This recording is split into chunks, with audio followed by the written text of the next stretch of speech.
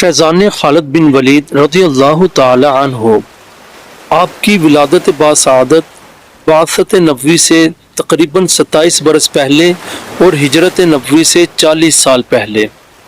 مقام ولادت مکہ المکرمہ زادہ اللہ شرفا و تعظیما۔ نام مبارک خالد، کنیت ابو سلیمان اور ابو الولید، لقب سیف اللہ۔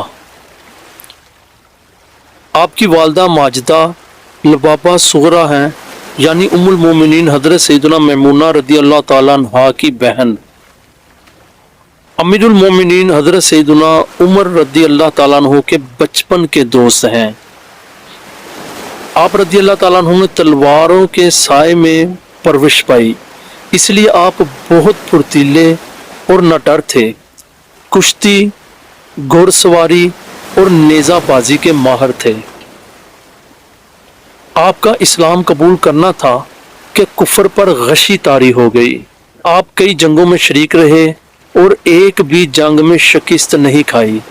غزوہ موتا جمادی الاولیٰ 8 ہجری آپ ہی کے ہاتھوں فتح ہوا۔